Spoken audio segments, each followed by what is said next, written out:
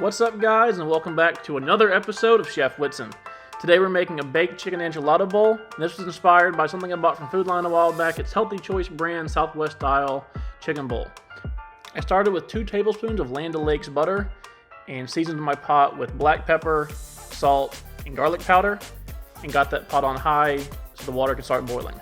I took a whole frozen Purdue chicken breast and coated that in olive oil, soy sauce, and Tabasco sauce from Avery Island, Louisiana.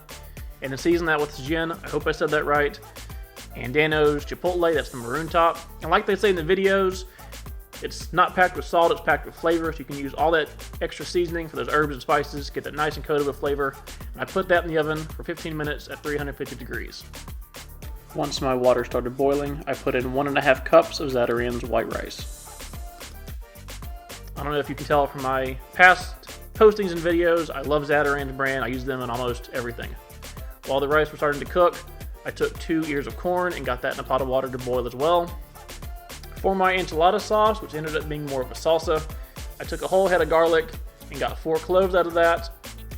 I took 2 yellow onions and cut them up into large pieces, tossed them into the food processor with my garlic cloves. Once the chicken baked for 15 minutes, I cut it into strips, tossed that around in the sauce to get maximum surface area on those strips, and put it back in the oven for about 20-25 minutes. While the chicken cooked, I used a clean knife and cut my tomatoes up and got all that in the food processor and processed that down until it was nice, fine, garlicky tomato onion paste. I poured that into a bowl, and our key ingredient here, which really brings the heat and brings the flavor, is Taco Bell sauce. I used what I had in the cabinet, which happened to be 2 packets of fire sauce and a few packs of mild you'll see later on. I threw in 1 tablespoon of Land O'Lakes butter and some lemon juice and gave it a stir and let it simmer down. While this wasn't the main star of the show, it was definitely my favorite part to cook. It took the longest, lots of stirring. As you can see here, I'm adding in more mild sauce.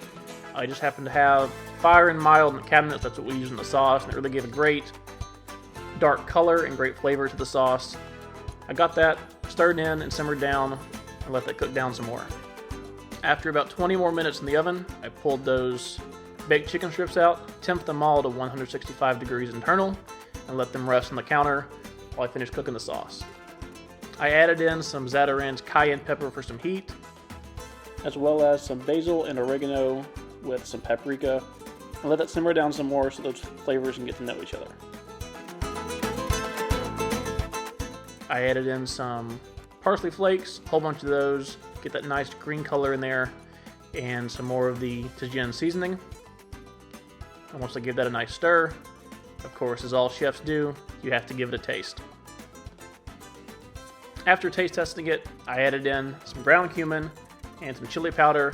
It just needed more of that dark, rich flavor profile. It was good on heat, good on spice, but it just needed some more flavor. Got that stirred around, tasted it again, and it was delicious. I took that corn on the cob I had boiled earlier and cut that off the cob and got that off to the side, and then took those baked chicken strips and got those cut into bite-sized pieces. And now it's time to plate.